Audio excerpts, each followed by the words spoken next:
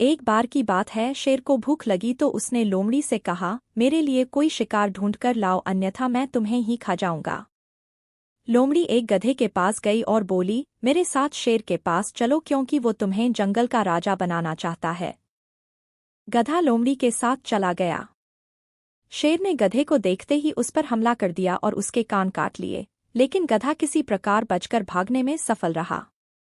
गधे ने लोमड़ी से कहा, तुमने मुझे धोखा दिया, शेर ने तो मुझे मारने का प्रयास किया और तुम कह रही थी कि वह मुझे जंगल का राजा बनाएगा।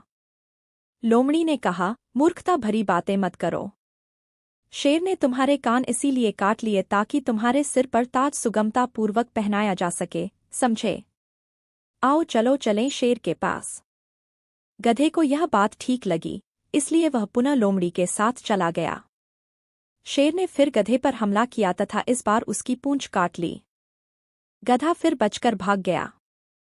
लोमड़ी जब उसे फी लेने गई तो गधा बोला, तुमने मुझसे फिर झूठ कहा, इस बार शेर ने तो मेरी पूंछ भी काट ली।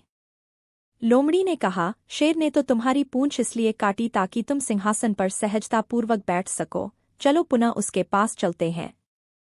इस प्रकार लोमड़ी ने गधे को फिर से लौटने के लिए मना लिया। इस बार शेर गधे को पकड़ने में सफल रहा और उसे मार डाला। शेर ने लोमड़ी से कहा, जाओ, इसकी चमड़ी उतारकर इसका दिमाग, फेफड़ा और हृदय मेरे पास ले आओ और बचा हुआ अंश तुम खा लो।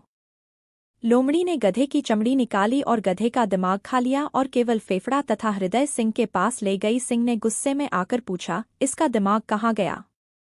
लोमड़ी ने जवाब दिया, महाराज, इसके पास तो दिमाग था ही नहीं।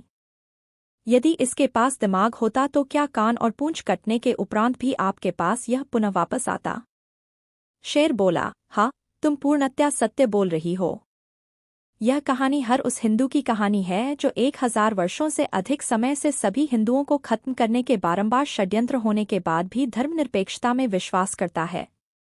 यह कहानी हर उस हिंदू की कहानी है जो सन 1990 में कश्मीरी पंडितों का कत्लेआम देख चुका है और फिर भी धर्मनिरपेक्षता में विश्वास करता है। यह कहानी हर उस हिंदू की कहानी है जो भारत के इन 7 राज्यों लक्षद्वीप, जम्मू कश्मीर, असम, पश्चिम बंगाल, केरल, उत्तर प्रदेश और बिहार की तेजी से बदलती हुई डेमोग्राफी को अपनी खुली आंखों से देख रहा है, किंतु फिर भी धर्मनिरपेक्षता में विश्वास करता है। यह कहानी हर उस हिंदू की कहानी है जो बांग्लादेश में हिंदुओं का कत्लेआम देख रहा है और फिर भी धर्मनिरपेक्षता में विश्वास करता है।